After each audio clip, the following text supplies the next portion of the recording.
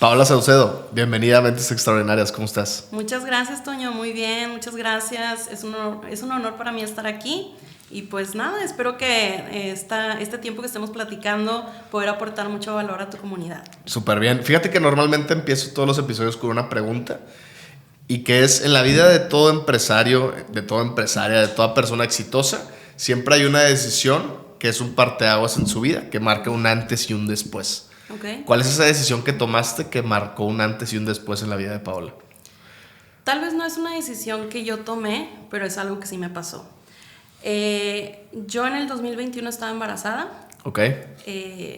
Resulta que venían en camino 2 niñas gemelas y todo marchaba bien en el embarazo hasta que a las 23 semanas tengo un dolor muy fuerte de estómago y en ese momento nos vamos al hospital de urgencias, mi esposo y yo, y cuando llego al hospital me dicen: Paola, tienes 4 centímetros de dilatación, te tenemos que abrir ya. Okay. Obviamente todo, o sea, y toda esta parte fue como muy rápido. De hecho te puedo decir que muchas cosas estando ahí no las recuerdo. Okay. Pero estando ahí, pues me dicen: oye, ¿sabes qué? Te vamos a meter a quirófano. Están muy chiquitas. Incluso me dijeron: existe una posibilidad de que una no nazca. Pero bueno, pues vamos a tratar de hacer todo lo posible. Entonces me operan, hacen todo el tema del parto.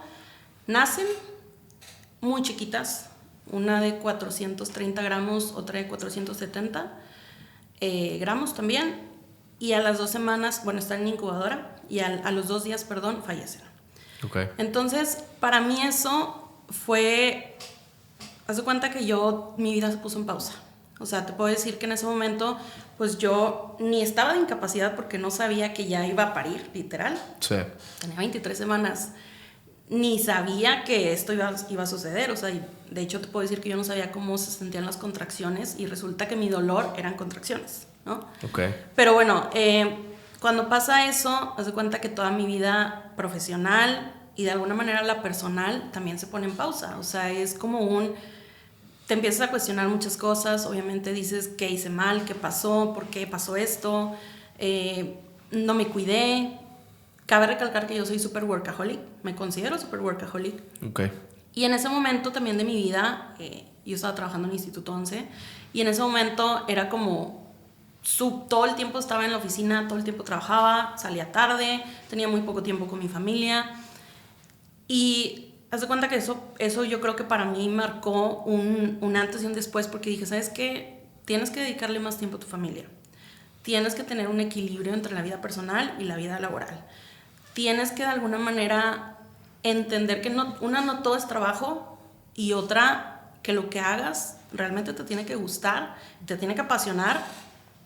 Y ojo, me apasionaba totalmente, pero simplemente en ese momento fue como híjole, ¿y ahora qué voy a hacer? O sea, porque te imaginas tu vida con ellas, ¿no? Entonces, creo que para mí eso fue justo el parteaguas. A partir de ahí, regreso a trabajar, regreso a la oficina 2 meses después, y fue un momento en el que yo trataba de encontrarme, ¿no? O sea, trataba de encontrarme. ¿Qué fue lo que pasó o sea, cómo estuvieron esos 2 meses antes de que volvieras a trabajar? Fíjate que esos 2 meses, para empezar, tenía cesárea recién hecha, ¿verdad? Entonces, obviamente sí, es reposo, no duermes tan bien, no puedes comer todo, o sea, obviamente todo ese tema, ¿no? Como posparto. Luego, el sentir de que, híjole, yo se supone que iba a entrar a mi casa con 2 niñas y entro a mi casa sin niñas, y éramos mi esposo y yo, y era como, híjole. Luego, en el inter como te digo, de que querer encontrarme o querer entender ahora qué, ¿me explico? O sea, porque como te digo, te imaginas tu vida. En ese momento me topo con un consultor que se llama Manu Romero, que ahorita te puedo decir que yo le agradezco muchísimo y es un gran mentor para mí. Él habla mucho de felicidad laboral. Okay. Él es español. Y me lo topo en publicidad. Veo que tiene una certificación en felicidad laboral. Me meto. Y en esos momentos, o sea, en mis 2 meses, yo tomo la certificación. Era una certificación que duraba como 1 mes aproximadamente, una vez a la semana. Y empiezo a escucharlo, a Manu, Y todo lo que decía, haz de cuenta que era lo que yo tenía en la mente, pero que de alguna manera no sabía que todo mundo, o bueno, no todo mundo, sino que a lo mejor alguien ya lo tenía tan claro y lo estaba predicando, y que incluso en el caso de España ya tenían muchos años predicando este tema de felicidad laboral. Y yo le decía, es que en México no hay esto, o sea, en México no se predica el tema de felicidad laboral, o sea, ¿cuántas veces hemos visto temas en México donde explotación, donde al final tienes que trabajar tantas horas, donde no hay equilibrio, donde las vacaciones te tienes que tardar tanto tiempo, etcétera? Entonces, de alguna manera, esa certificación, te puedo decir que de alguna manera me dio como me levantó, vamos a decirlo así. ¿Qué es la felicidad laboral? Felicidad laboral es todo esto que tú tienes que hacer para mantener a la persona satisfecha en su trabajo. No hablo de ser feliz, de que estén sonriendo y así, no, que realmente les guste lo que están haciendo, que realmente entiendan que están teniendo un impacto positivo en el negocio, que están teniendo un impacto en el propósito de la organización, ¿no? Que lo que están haciendo está siendo valorado, está siendo tomado en cuenta. Al final la gente quiere ser vista, ser escuchada y ser valorada, ¿no? Entonces, en eso se engloba lo que es felicidad laboral. Obviamente hay muchas cosas que podemos sacar de ahí, como el tema de la cultura cultura organizacional. Pero el curso iba más dirigido hacia dueños de negocio o al mismo colaborador. Fíjate que iba dirigido a personas de recursos humanos, mucho. Yeah. Me tocó a mí yo ser la única mexicana. Había gente de todos países, de varios países, pero yo la única mexicana. Y eran más que nada los directores o directoras de recursos humanos que querían implementar esto, pero ahí es donde yo conecté muchísimo, porque algo que me pasaba a mí, estando en la empresa donde trabajaba, es que yo creía en esto, pero no sabía cómo comunicarlo. Yeah. O sea, con la gente con la que trabajaba, ¿me explico? O sea, lo querías transmitir, pero no sabías cómo lograr esa trascendencia y que toda la gente con la que colaboraras realmente sintieran la felicidad laboral, ¿no? Exacto. Pero ojo, no hacia la gente, no hacia los colaboradores, sino entre socios, entre los directores, entre los líderes, ¿ok? Yeah. O sea, porque al final este tema de la felicidad laboral viene desde arriba. Si el dueño o la dueña no cree en esto, de nada sirve que el de recursos humanos lo esté implementando. Claro. En el caso, aquí en la certificación que yo estaba tomando, te digo que había gente de recursos humanos que querían implementarlo, pero, o sea, no estaban teniendo a lo mejor el mismo caso que yo. En mi caso, sí. Yo decía, yo lo quiero aprender, no soy ahorita la persona de recursos humanos, soy socia, pero necesito transmitir esto con los demás, ¿no? Necesito transmitir esto con la gente con la cual estoy haciendo negocios también, porque si no lo entienden, no lo vamos a hacer, o si intentamos hacer algo, no va a funcionar de la misma manera. Eso para mí, o sea, te digo, cuando tomé esta certificación, fue lo que me dio como que otra vez, haz de cuenta, como motivación. Ya me levantaba con gusto. De hecho, mis cursos eran a las 8 de la mañana, entonces ahí yo estaba súper lista. Yo estaba escribiendo mi libro, tengo un libro que se llama Todos Podemos Ser Líderes, y en ese lapso de tiempo yo lo estaba escribiendo. Cuando pasa lo de Italia y lo de Isabela, como te digo, pausé todo, dejé de escribirlo y lo retomé. Después de tomar la certificación, retomé la escritura de mi libro, lo termino y luego ya después lo lanzo. Y eso me da, o sea, me da de alguna manera como un motivo y cosas por hacer que me gustan, que me apasionan. Y te puedo decir que eso es algo de lo que me dio este empujón para hacer lo que hago ahorita. Ok. Esos 2 meses después de lo que había sucedido, ¿cómo era tu vida? Híjole, pues en casa primero que nada, dormía mucho, me levantaba tarde, estaba en reposo, entonces no es como que podía hacer ejercicio o podía hacer algo, claro. No, o sea, no podía tener mucho movimiento. Leía. ¿Qué? Sí, fue un momento para leer. A mí me gusta mucho leer, entonces fue un momento en el que, híjole, pues ahora sí que tienes tiempo libre, cuando antes no lo tenía, ahora sí que tienes tiempo libre, pero también es mucho encontrarte, ¿no? ¿Cómo encuentras este enfoque para pasar de una situación tan difícil como la que pasaste? Híjole, muy buena pregunta. Porque creo yo que es algo que realmente te afecta en tu interior y realmente te pesa como persona. Sí. Y la única forma es como salir adelante pidiendo ayuda. qué fue lo que hiciste, porque además del curso considero que hubo otras acciones que te ayudaron a levantarte, ¿no? ¿Cuáles eran? Sí, mira, la verdad yo en ese momento nunca había ido con una psicóloga. En ese momento mi ginecóloga me recomendó a una psicóloga tanatóloga, creo que se le llama, cuando tienes un duelo. Sí. Entonces me acuerdo perfecto que tuve una sesión, lloré todo lo que tenía que llorar y ya no volví a tener otra sesión. No porque no lo necesitara, sino como que ya no sabía, como que justo esto de que qué más hago, o sea, qué más hago como para regresar, ¿no? Sí. Sí recuerdo perfecto esa sesión que tuve con esta psicóloga. Te puedo decir que sí me arrepiento de no haber seguido, o sea, de no continuar el proceso con esa psicóloga, porque creo que me hubiera creo que me hubiera ayudado mucho. ¿Qué más? A ver, híjoles, que pasaban muchas cosas por mi cabeza, o sea, primero era como pues claro, el deseo de ser mamá, ¿no? Sí. Otra, el pensar, y esto también es algo que le dije a mi esposo, o sea, yo sabía que de alguna manera mi esposo luego me iba a decir, vamos a esperarnos y vamos a esperarnos mucho tiempo y no, etcétera. Y yo tenía como ese miedo de que ya no quisiera volver a intentar, ¿no? Ya. Obviamente hay un tiempo que te tienes que esperar, ¿verdad? O sea, para volver a intentar tener hijos. Pero sí, yo sí pensaba eso, o sea, por mi cabeza era, o sea, es que es difícil de explicar, pero es como te quitan algo y de alguna manera quieres otra vez, ¿no? O sea, porque dices, ¿cómo?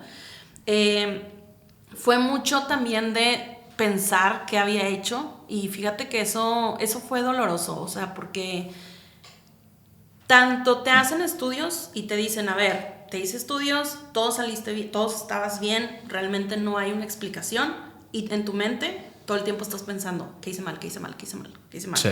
Cuando realmente te dicen, no, es que tiene que haber una explicación, o sea, ¿cómo es que no hay? ¿No? Sí. Puede ser una infección, puede ser a lo mejor que era alto riesgo y no te cuidaste bien o lo que sea, pero nada, o sea, no había explicación para lo que pasó. Pensaba yo mucho en mi regreso al trabajo también. Pensaba mucho en eso y yo decía, es que voy a regresar y todo el mundo se me va a quedar viendo, todo el mundo ya sabe, todo el mundo me va a preguntar o me van a ver con lástima, o sea, también claro. Es un tema pues también fuerte, ¿no? O sea, que dices, ¿cómo lo voy a manejar? La verdad es que creo que cuando regresé, creo que todos se portaron muy bien, o sea, al final me apoyaron y todo en lo que se necesitara y listo. Pero sí fue un momento en el que yo ya quería regresar porque yo quería retomar mi vida normal. ¿Me explico? O sea, yo quería como que regresar a lo que tenía antes cuando yo sabía que al final pues ya no tenía a Italia y Isabela y el hubiera pues se quedó en mi cabeza, ¿no? Sí cuesta o sea, por si ahorita te lo puedo decir. No, claro, me imagino que jamás, o sea, no hubiera podido, me explico, o sea, y esto fue en el 2021, ya pasaron varios años, pero sí, obviamente se te corta la voz y empiezas a pensar en eso, ¿no? Claro. Pero yo creo que mucho apoyo de la familia, o sea, nuclear, pues, y papás, hermanos, sobrinos, tíos, etcétera, cuñados, cuñadas. Y amigos. Y logras salir, regresas al trabajo, tomas el curso y ¿cómo cambia tu enfoque? Ahora, ¿en qué te empiezas a enfocar? Ok. Siempre me ha gustado mucho trabajar y soy muy apasionada con lo que hago. Sea lo que esté haciendo, me centro mucho en eso, ¿no? Cabe recalcar que en ese momento que yo no estuve, varias personas de mi equipo renunciaron. Entonces yo regreso. Y ya nada era igual. No, ya no tenía equipo. O sea, yo no tenía equipo. Y digo, era socia de la empresa. De alguna manera, no es que, no tengo equipo, ya no tengo nada que hacer. No, hay mucho que hacer. Pero justo como que siento que eso también, de alguna manera, como que, me quitaron lo que yo tenía, ¿no? O sea, de alguna manera. Me tocó iniciar nuevamente un nuevo departamento. Me tocó una unidad de negocio nueva. ¿En dónde trabajabas en ese momento? Instituto 11. ¿Qué era lo que hacías o más que nada en qué te enfocabas? En ese momento estaba como directora Es que tuve muchos puestos, pero si no me equivoco, antes de salir, directora de eventos masivos. Ok. Luego me tocó también tema digital, dirigir también un equipo de lanzamientos digitales. Antes de que pasara lo digital, lo de Isabela, era directora de lanzamientos digitales. Cuando regreso, te digo que mi equipo ya había renunciado, entonces me tocó iniciar una nueva unidad de negocio.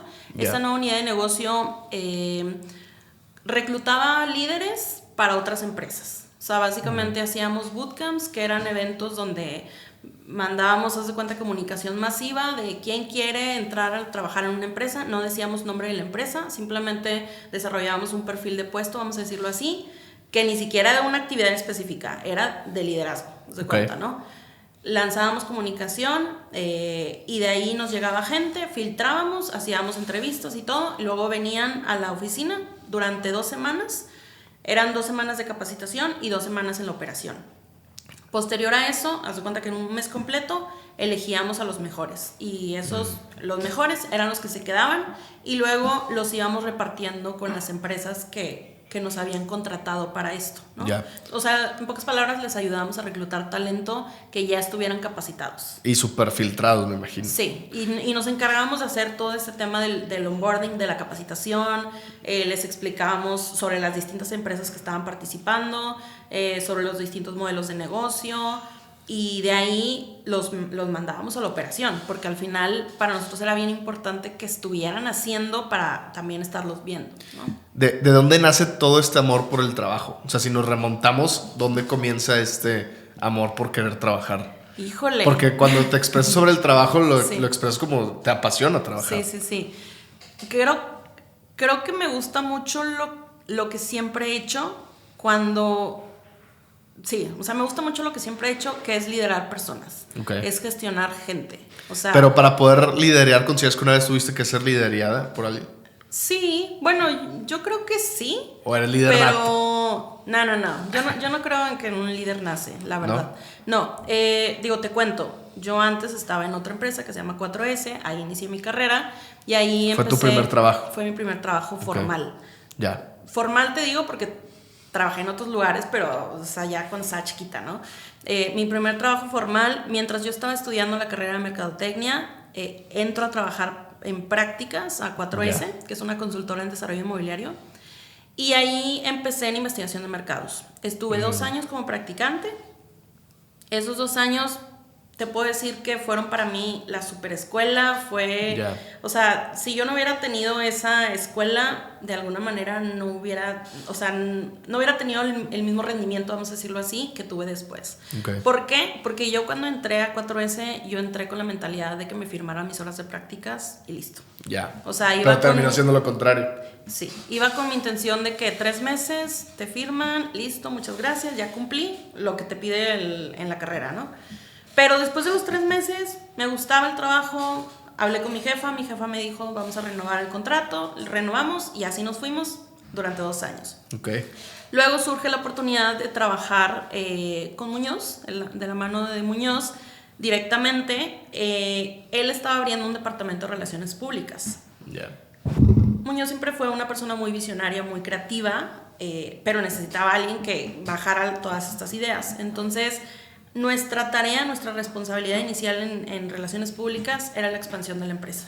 Okay. Básicamente hacíamos cursos, eventos, capacitaciones, llegaban prospectos y de ahí luego ya entraba alguien más que les vendía los servicios. Entonces nosotros éramos la primera cara con el cliente, con el posible cliente.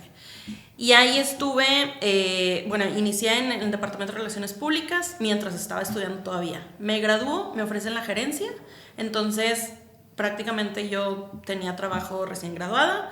Okay. Me quedo ahí. Como gerente ya. Como gerente, sí, exacto. Y duré 7 años y cachito en 4S. Okay.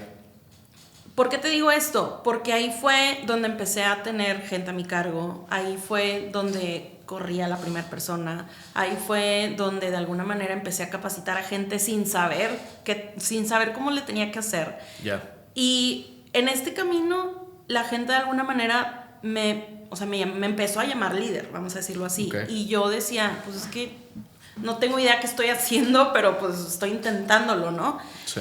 Y ahí fui formando a mucha gente obviamente yo también formándome como líder, contratábamos muchos practicantes estando en 4S, entonces te puedo decir que, así como yo te decía lo de firmar las horas, pues así había mucha gente que iba 3 meses y se iba, 3 meses y se iba.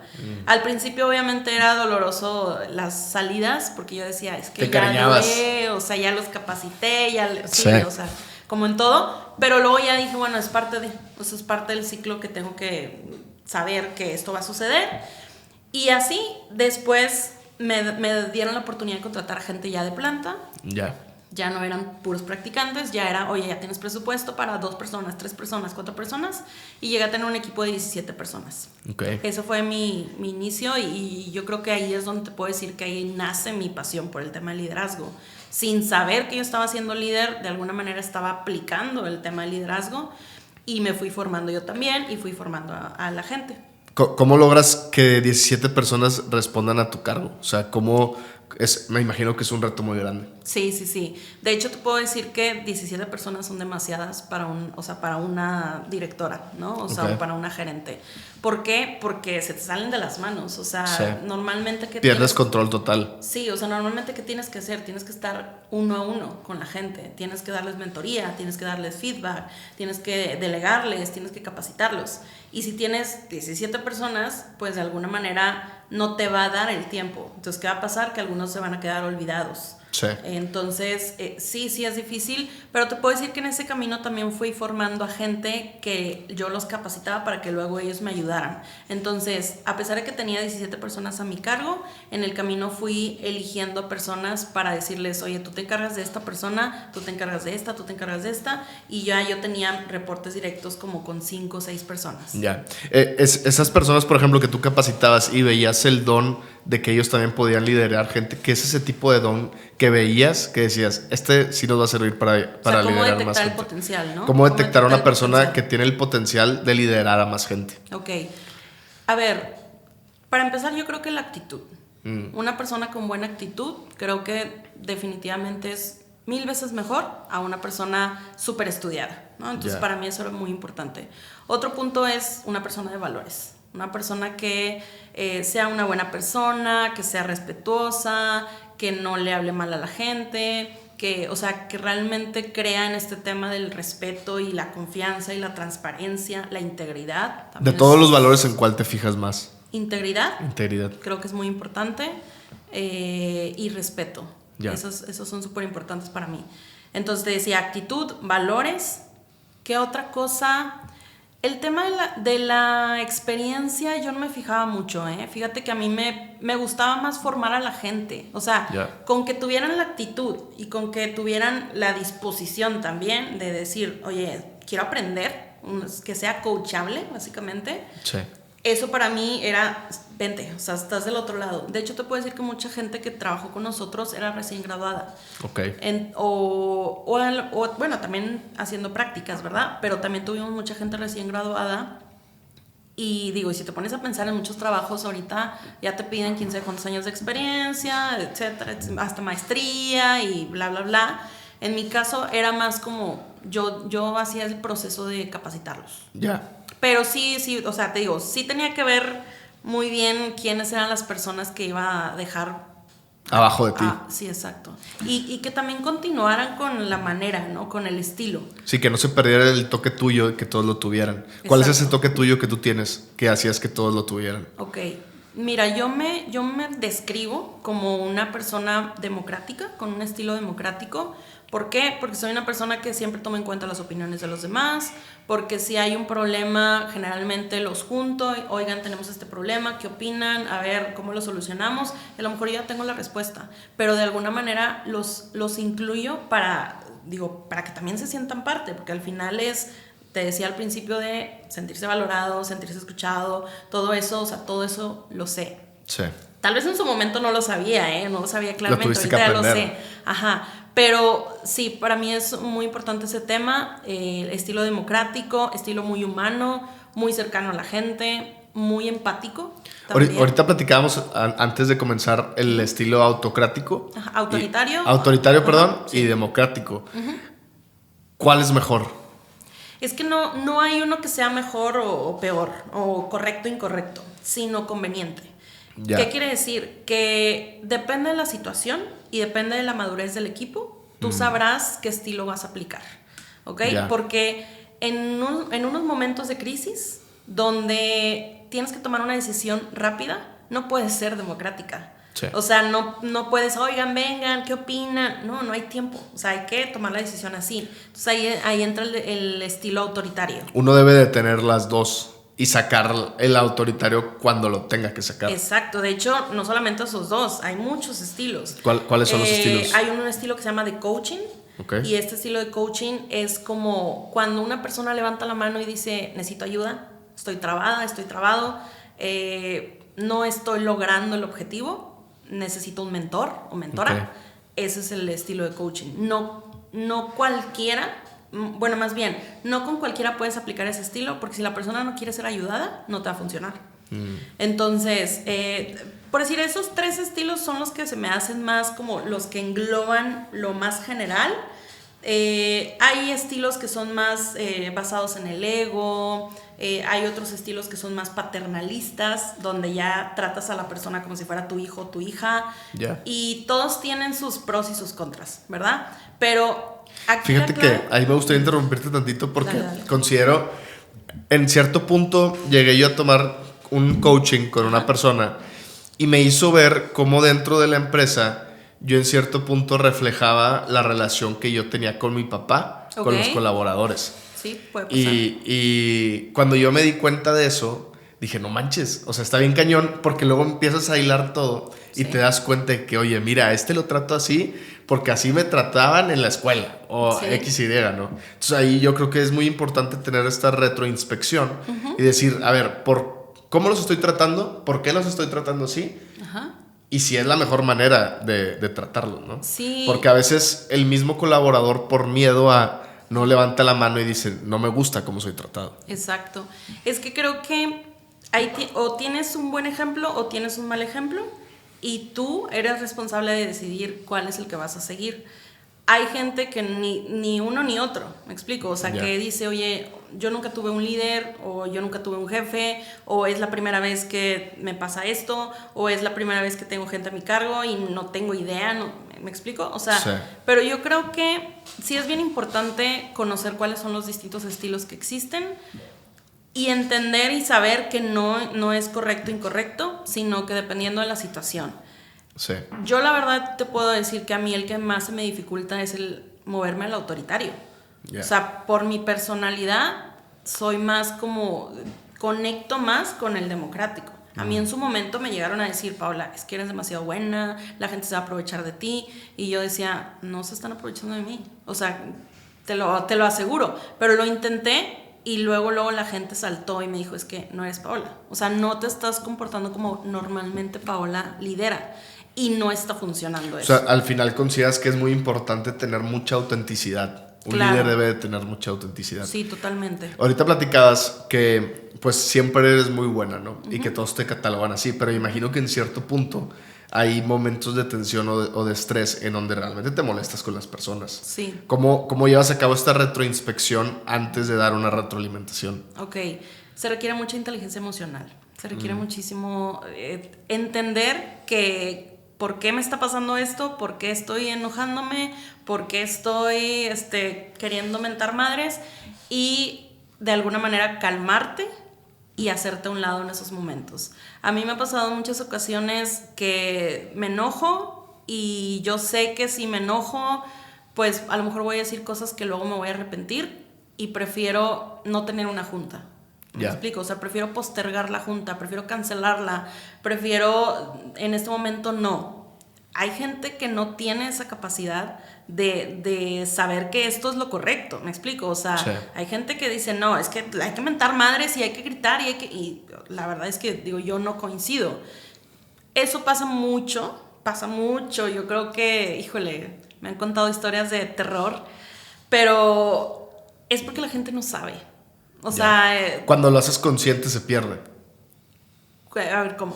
Sí, o sea, cuando haces consciente que si no haces una pausa previa a, vas a explotar. Ah, ya, sí, o sea, Más bien me refiero a que mucha gente no sabe que necesita inteligencia emocional. Ah, ok. O que no sabe reconocer sus emociones. Y como no sabe reconocer sus emociones, él o ella pues grita y listo. Ya. Es lo correcto para él, ¿me explico? ¿Qué sería tener una buena inteligencia emocional?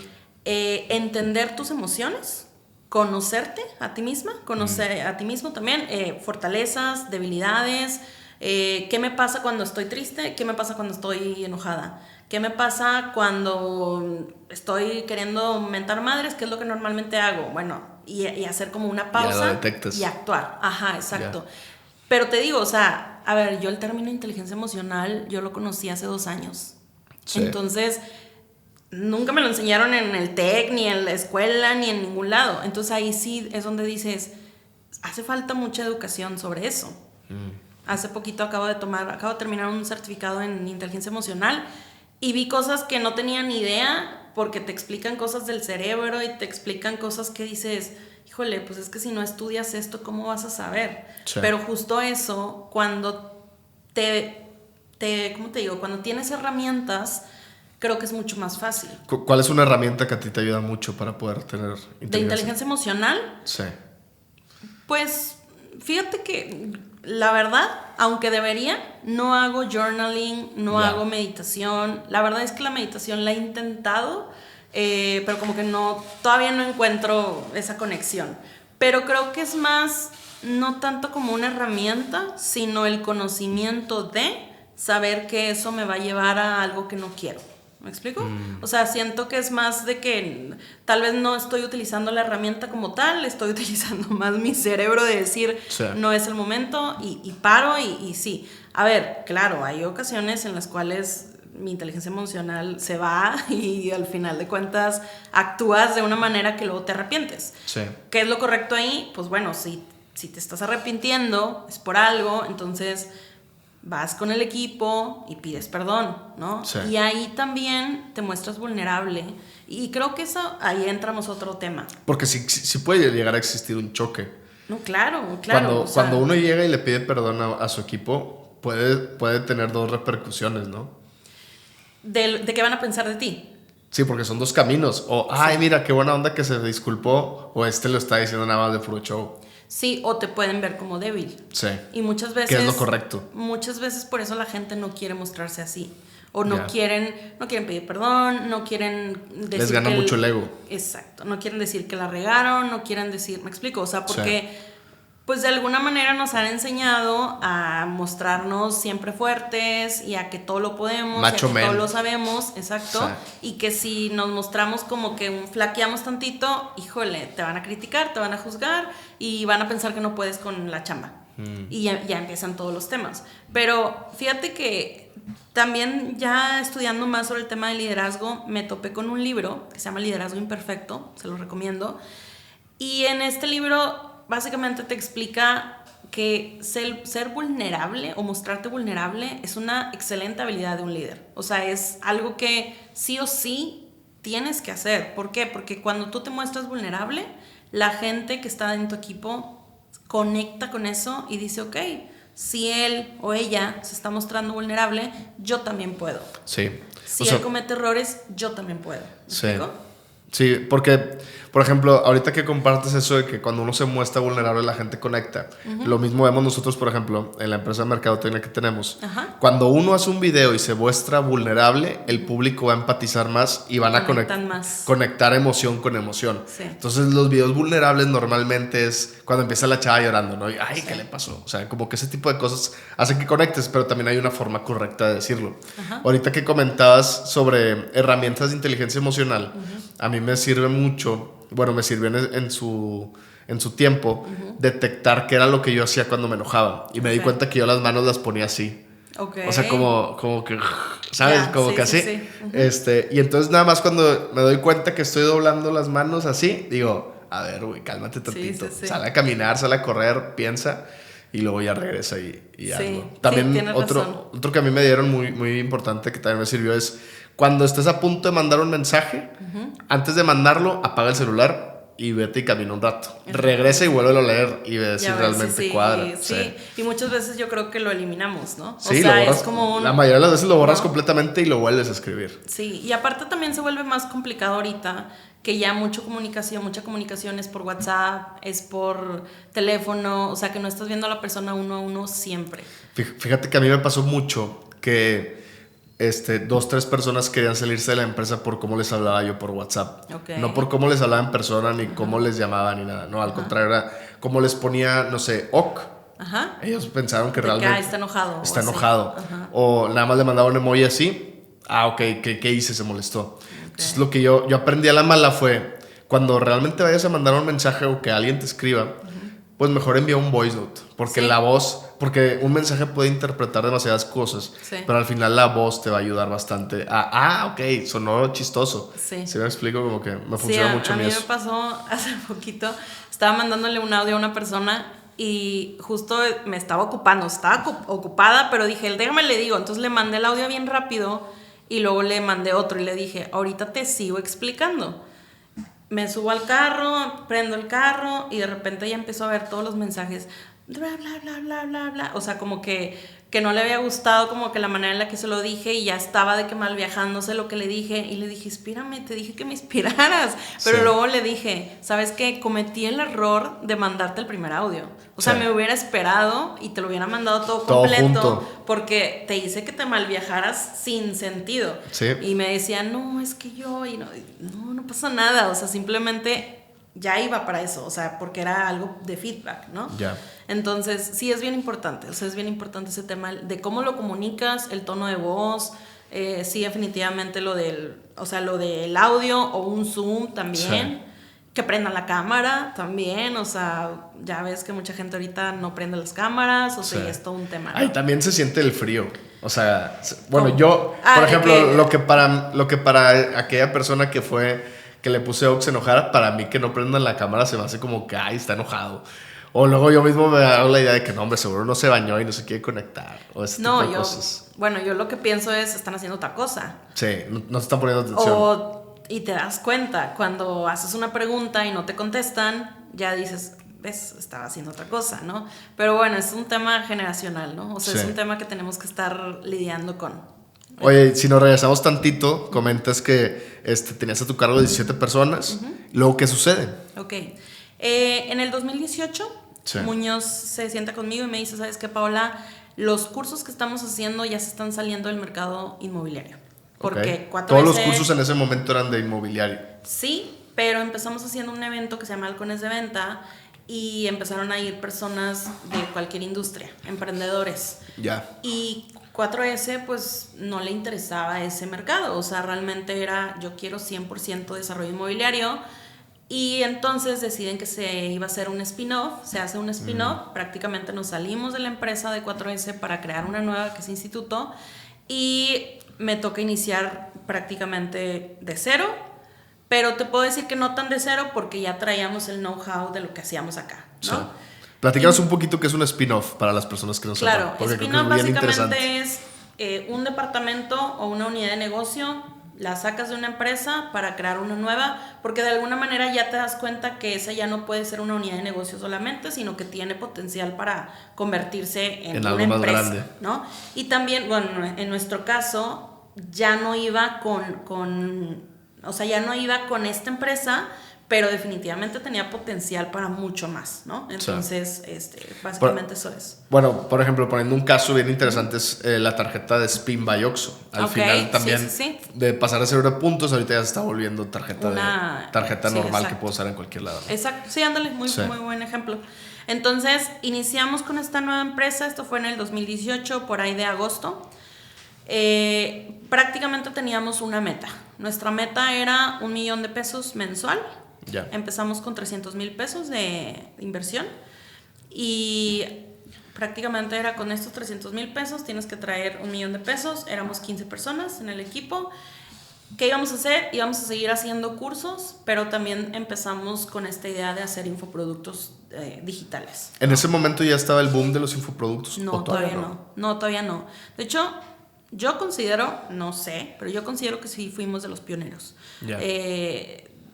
no había tanta competencia como la hay ahorita. ¿De dónde se trajeron la idea? ¿A alguien se le ocurrió? ¿Ya existía? Muñoz. La verdad es que no, o sea, no te puedo decir exactamente si se inspiró en alguien. Él llegaba siempre con ideas y nosotros nos encargábamos de hacer La esas realidad. ideas, sí, exacto, de bajarlas a la tierra.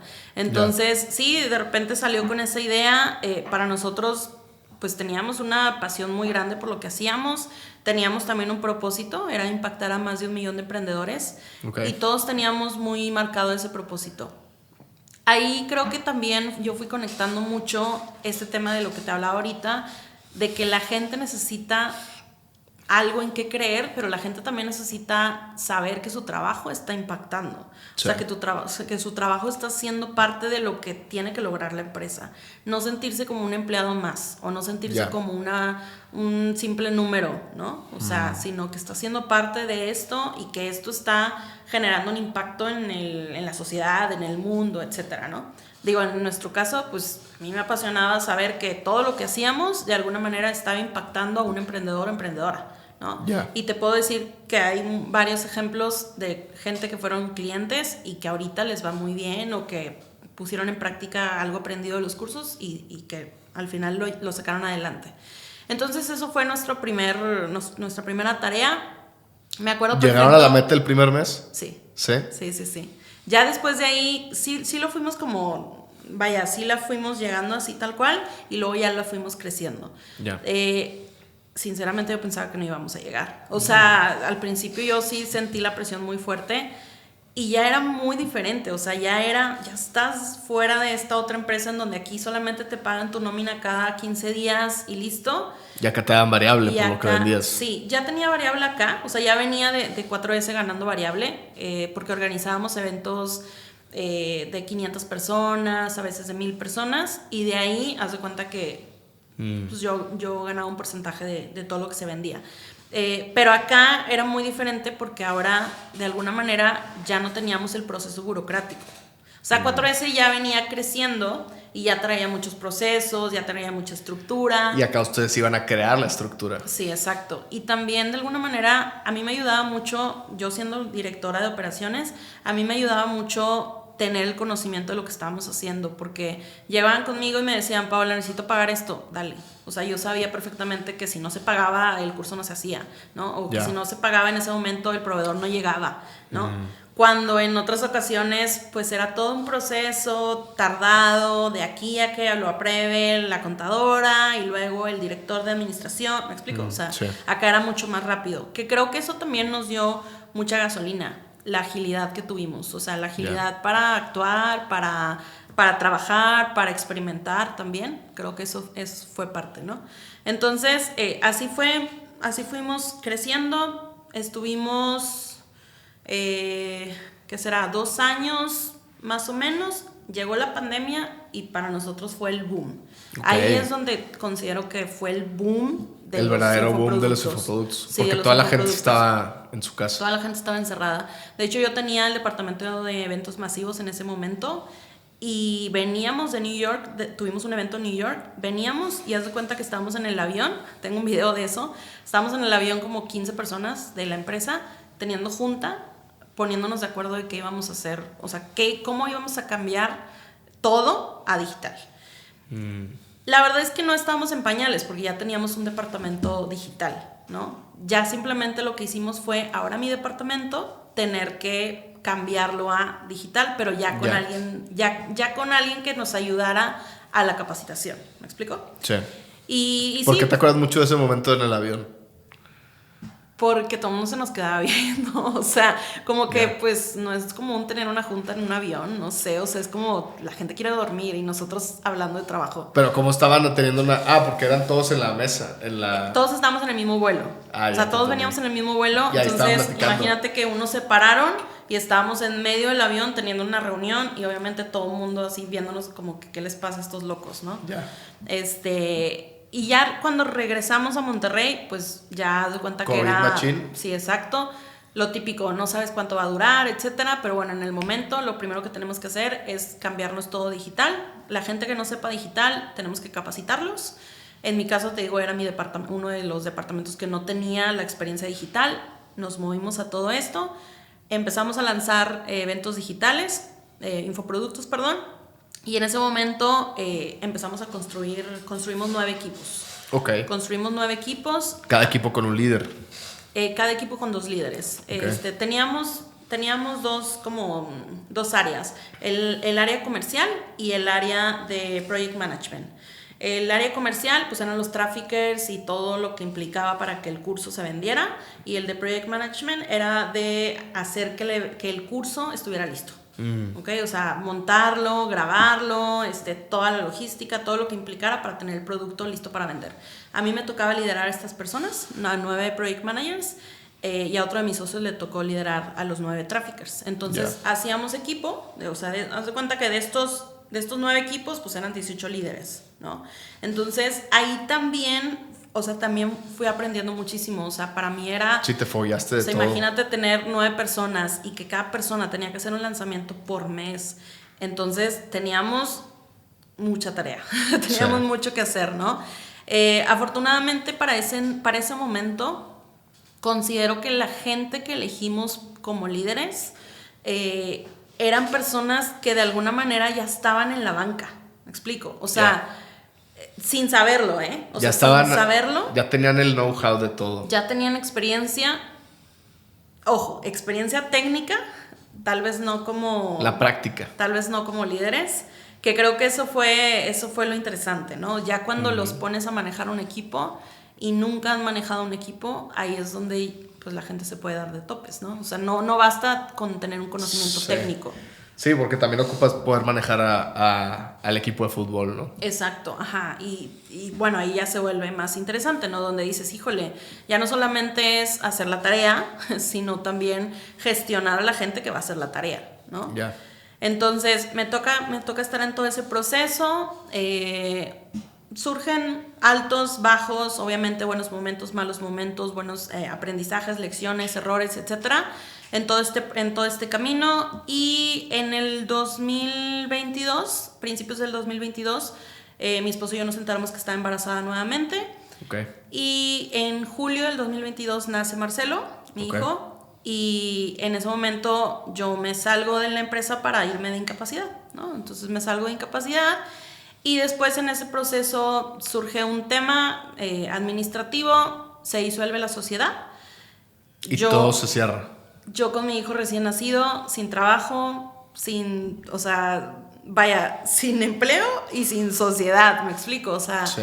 En ese momento la verdad es que dije, híjole, pues mira, no queda más que hacer una pausa y dedicarme a mi hijo, ¿no? O sea, claro. Otra vez recién parida, ¿verdad? Entonces... y con cesárea y reposo y todo el rollo, ¿no? Pero ahora sí sin dormir y todo el rollo que implica la maternidad, ¿no? Entonces en ese momento dije, ¿sabes qué? No sé qué voy a hacer, no voy a pensar, me voy a tomar mi tiempo. Me tomo 5 meses.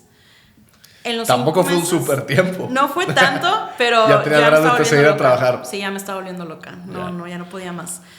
Obviamente los primeros meses no duermes y pues no, o sea, y si no piensas en otra cosa más que dormir, ¿verdad? Sí. El poco tiempo que duermes, o sea, literal, no sé si te han platicado, no tienes hijos, yo ¿verdad? No tengo hijos, no. Pero bueno, ya cuando nacen, o sea, literal duermes 3 horas diarias. Al día. Diarias, durante unos 3 meses. ¿Los dos, el papá y la mamá? Más la mamá que el papá, siempre va a suceder eso. Okay. En mi caso yo daba lactancia, entonces pues... peor aún, ¿no? O sea, es sí. Peor. Pero bueno, entonces pasan esos 5 meses, me estaba volviendo loca y en ese momento yo dije, ¿sabes qué? Voy a publicar en LinkedIn que ya no tengo trabajo, o sea, que ya no estoy trabajando acá.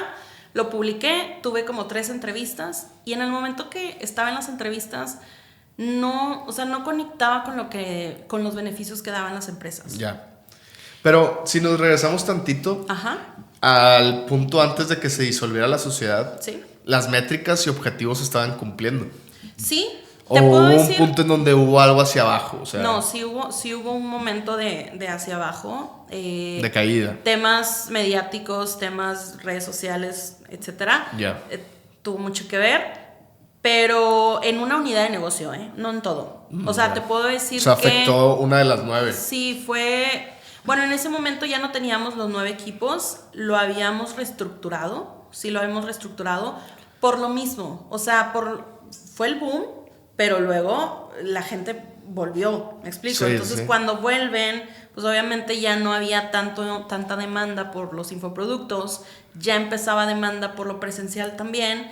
Y ya la tuvimos gente que estaba harta de... reestructurar, la gente exacto, estaba harta tuvimos de que todo el Zoom. reestructurar otra vez nuevamente.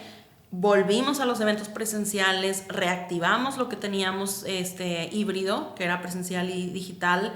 Seguíamos haciendo digital, pero ya no con los quién sabe cuántos lanzamientos que hacíamos por mes. Y sí, o sea, sí fue altas y bajas. ¿Cuáles fueron tus mayores aprendizajes de todo esta sociedad? Porque era una sociedad al final. Sí. Híjole, ¿Cuántos socios eran? muchísimos. 4. Éramos 6 socios. 6 socios. Éramos 6 socios. Había un socio capitalista, no estaba metido en la operación, Muñoz y otros 4, entre ellos yo. Híjole, a ver, se requiere muchísima comunicación con los socios, se requiere que el estilo, en mi caso digo, ya investigando y aprendiendo y estudiando sobre este tema de liderazgo, para mí el tema de liderazgo es clave. O sea, no solamente con la sociedad, sino en la empresa, ¿no? Yeah. Si de alguna manera entre socios no hay un estilo de liderazgo homogéneo, no va a haber mucho conflicto. Exacto, va a haber mucho conflicto. Entonces, por eso está todo conectado, o sea, comunicación, liderazgo, mucho trabajo en equipo también. O sea, sí te puedo decir que creo que nos faltó, también nos faltó. Ahorita que te decía que habían personas que ya estaban en la banca, no tanto porque porque habíamos hecho un plan de crecimiento, no, o sea, era más porque el momento nos llevaba a eso y pasaba, ¿no? Yeah. No era tanto como que organizábamos el plan de capacitación, no. Entonces ahí te puedo decir, eso también me quedó mucho de aprendizaje. O sea, realmente cuando estás construyendo a tu equipo, cuando estás construyendo la empresa, tienes que pensar mucho en cuál va a ser esa escalera que va a tener la persona, cuál va a ser ese plan de carrera, sí, y cómo le vas a ayudar tú como líder para que vaya creciendo. Porque al final el mismo colaborador no se quiere quedar estancado. Exacto. A nosotros sí te puedo decir que nos pasó que perdimos mucha gente muy buena. De hecho, ahorita me pasa que gente de repente que está trabajando en otros lugares... Te buscan.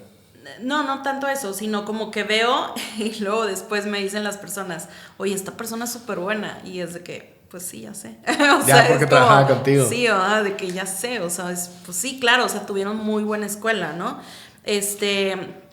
Pero te digo, sin saberlo. Entonces, eso sí me quedó mucho de aprendizaje, de decir, ¿sabes qué? O sea, todas esas personas que tú les ves potencial, no las sueltes, haz un plan de carrera, y si no lo tienes, habla con la persona y dile que no lo tienes, pero que crees en él o en ella, claro, para que puedan hacerlo en conjunto. Eso nos faltó mucho. Y también que no exista un techo, porque te puedo decir que nosotros en su momento... pues éramos 6 socios, luego fuimos creando como que la primera generación de líderes, pero luego si estos líderes querían subir, pues ¿qué les queda? Pues sí, unirse a la sociedad. Ya. Y sí había espacio, o sea, sí te puedo decir que sí lo teníamos. Pero el pastel se tiene que repartir entre todos. Porque si no, en un punto todos iban a ser socios, ¿no? Bueno, en este caso el socio mayoritario era quien le iba a repartir de su pastel. Ya, como dividendos. Ajá, sí, exacto. Pero... digamos que ahí nos quedamos. O sea, ya no hubo esa... Me explico. Entonces ahí es donde yo también te puedo decir, híjole, pues también me quedó de aprendizaje, porque tal vez si hubiéramos unido a esta persona, que sí era una persona que estaba en la mira, de alguna manera... hubiera unido a todos más. Okay. Hubiera existido, algunas cosas que no existieron. Y cuando la sociedad se disuelve, ¿tú estabas ya dando a luz? No, bueno, Marcelo nace el 12 de julio y la sociedad se disolvió a finales de julio.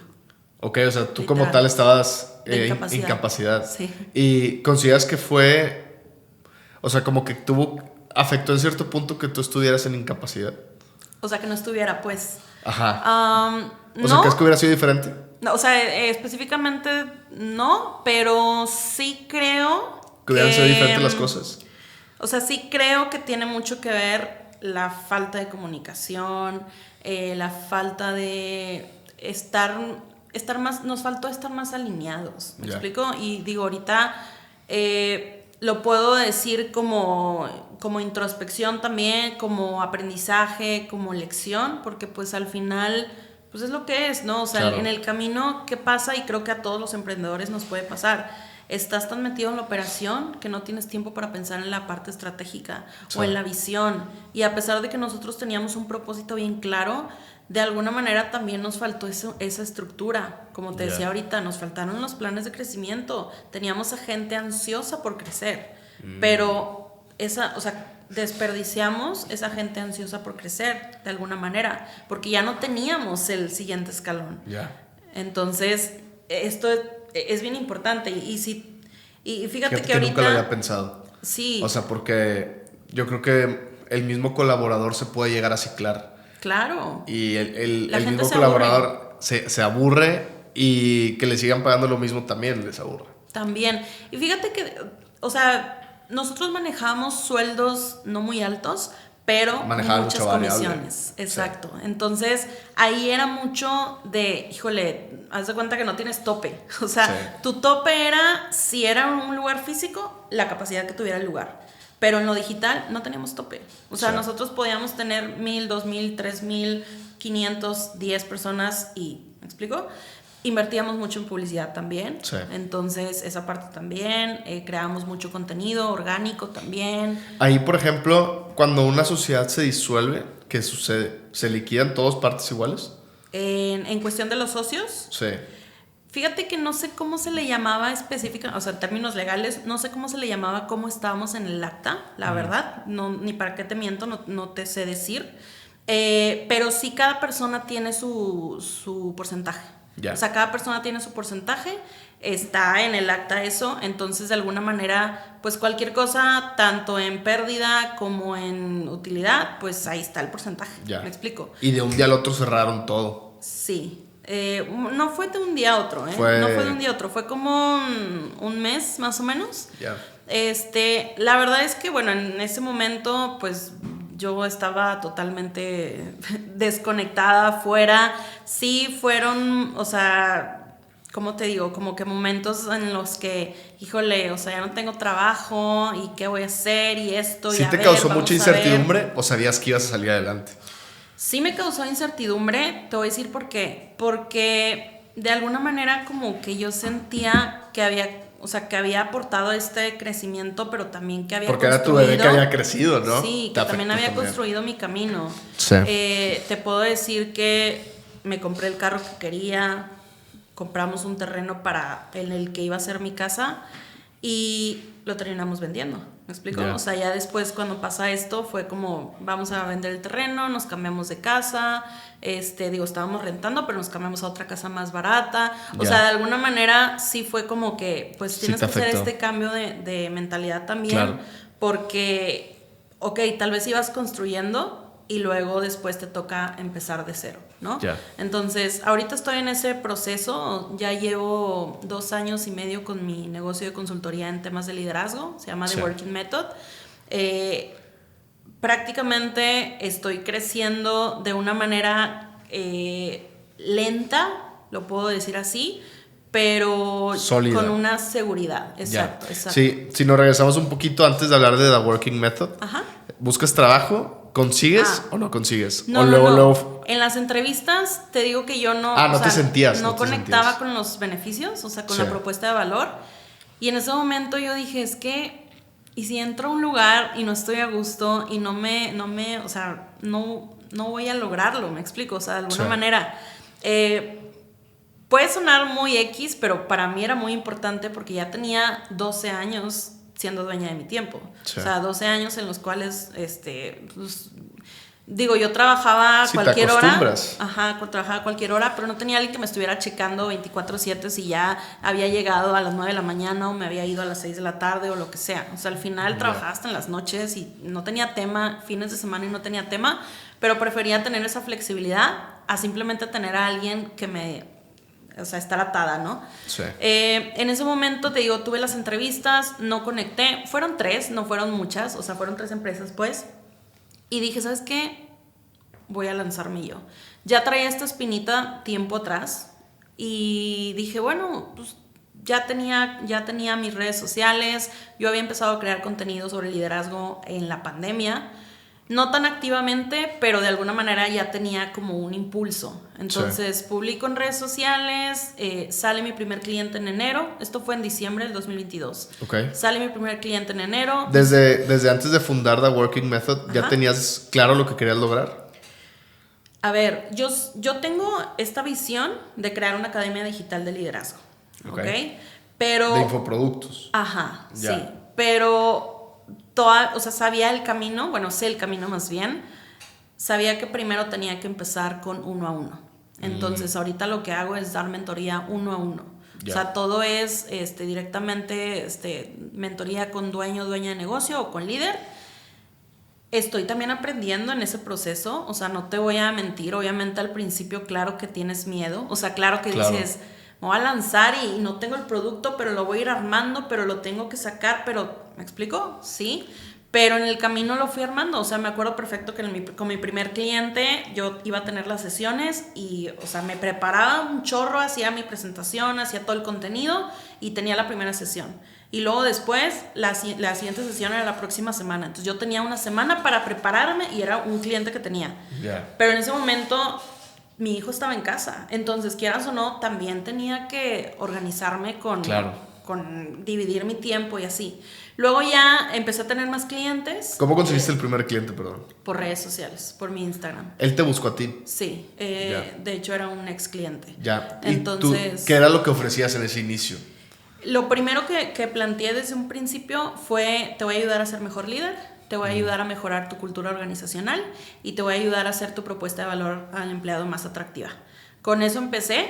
Luego ya lo fui reestructurando. Ahorita sí me sigo centrando en cultura y me sigo centrando en propuesta de valor al empleado, pero ya estoy mucho más centrada o enfocada en temas de liderazgo como tal. Yeah. Desde autoliderazgo, ahí es donde entra el tema de inteligencia emocional, liderazgo de equipos, donde entra el tema de motivación, delegación, aprender a dar feedback, aprender a tener el equipo colaborativo, trabajo en equipo, y liderazgo estratégico, que ya lo veo más como la visión, el propósito, los valores, la cultura. Son esos 3 servicios de cuenta. Es un servicio completo que lo divido en 3 etapas. ¿Y cuánto duran esas etapas? Entre 6 meses y 9 meses. Okay. O sea, en total.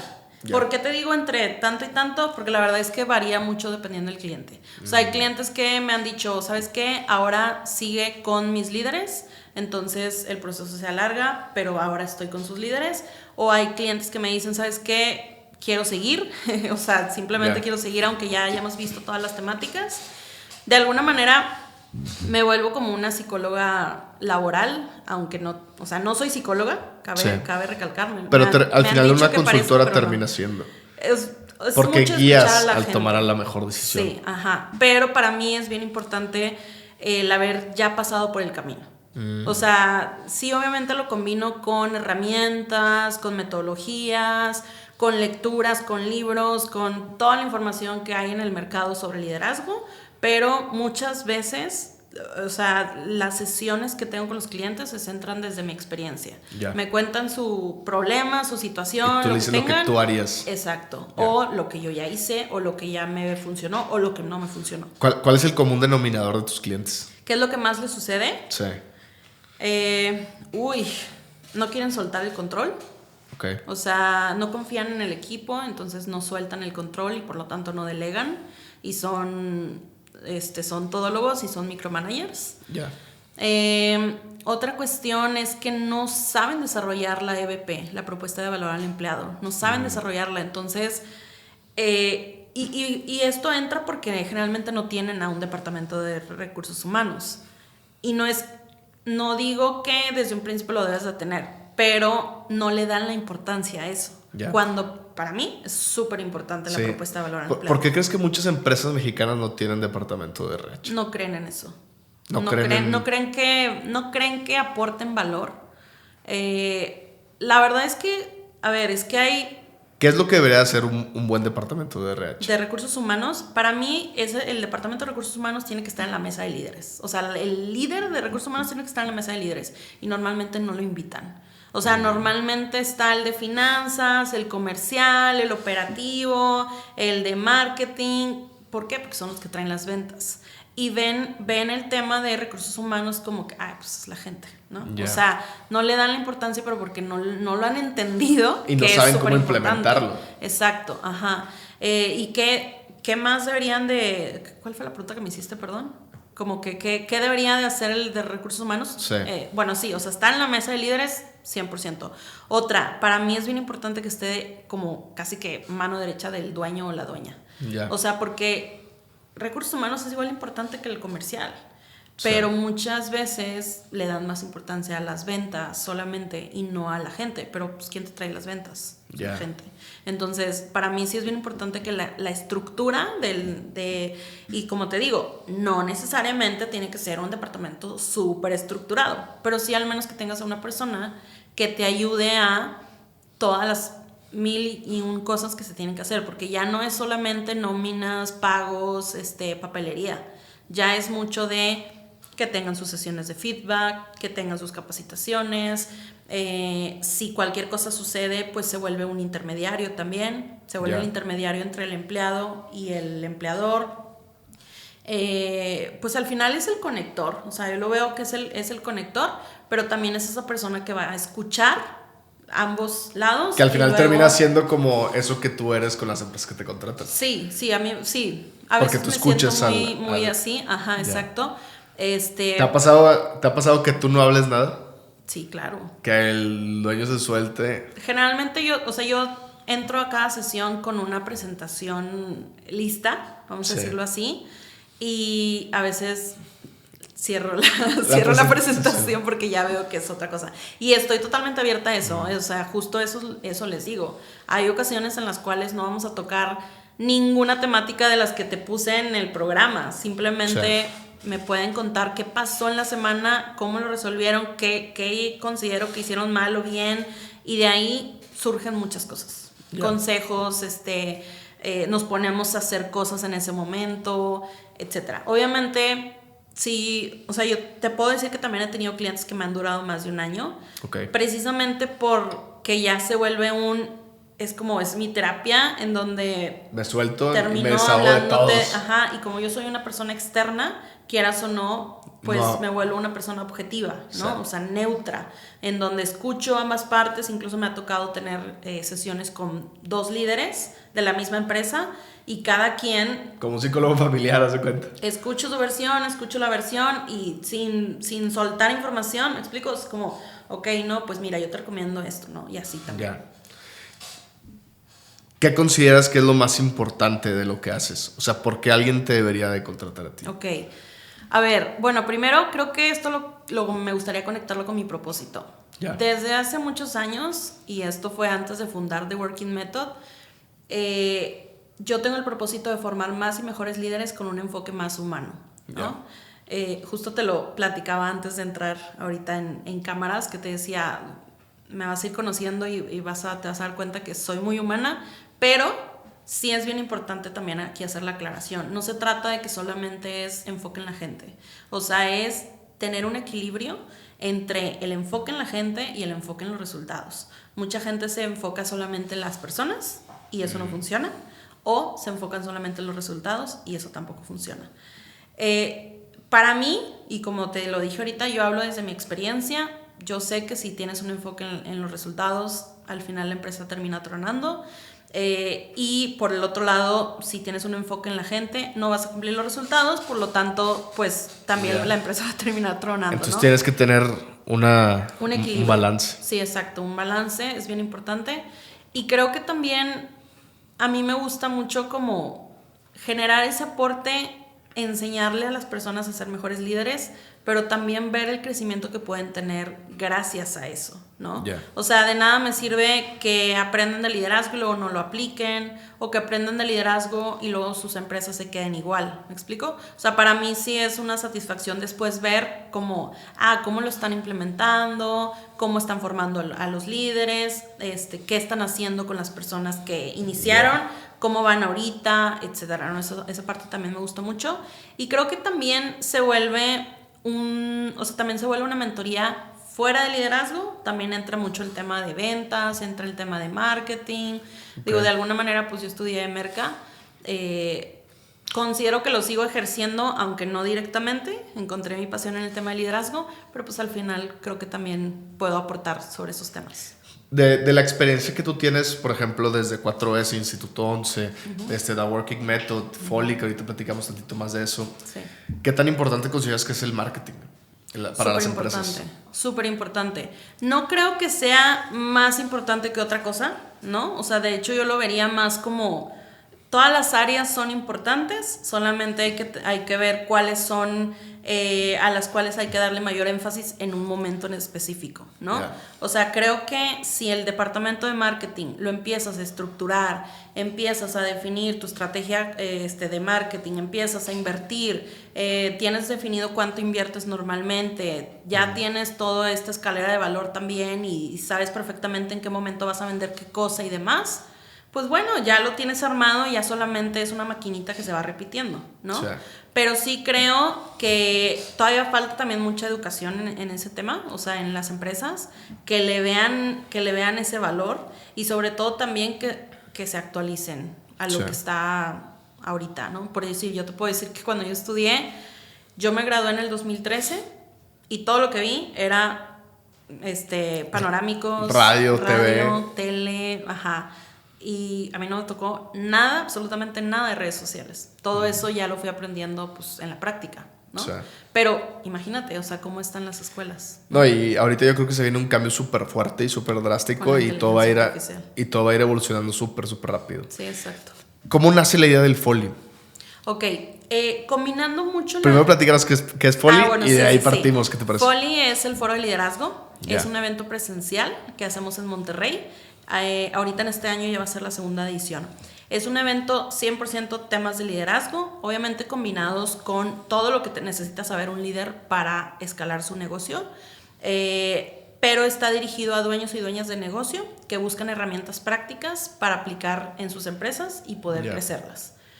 Es un evento muy exclusivo, no es masivo pues. ¿Cuál es la capacidad máxima?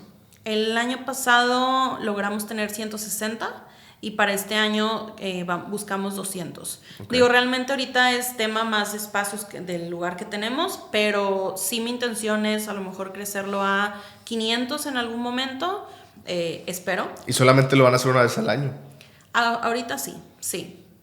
Tengo una intención de a lo mejor hacerlo también en otra ciudad. Yeah. Pero bueno, eso ya lo veremos próximamente en algún momento. ¿Cómo nace la idea de hacer foro de liderazgo? Combinando las experiencias, o sea, combinando el tema de la organización de eventos con la información y el conocimiento y experiencia sobre temas de liderazgo en ese momento.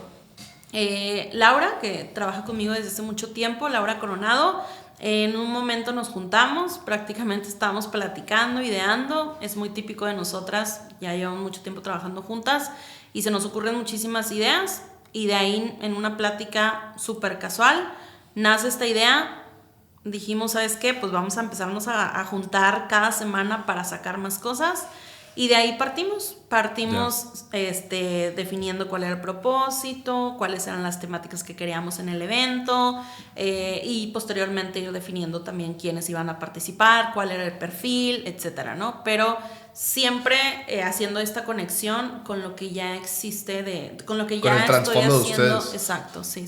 Yeah. De la organización de eventos y del tema de liderazgo. Oye, Paola, eres mamá, tienes una empresa, estás organizando el foro de liderazgo. ¿Cómo balanceas tu vida? Buena pregunta. A ver, mira, yo la verdad es que creo mucho en este tema de que en el día yo voy a hacer lo que a mí me gusta y lo que yo pueda hacer en el día.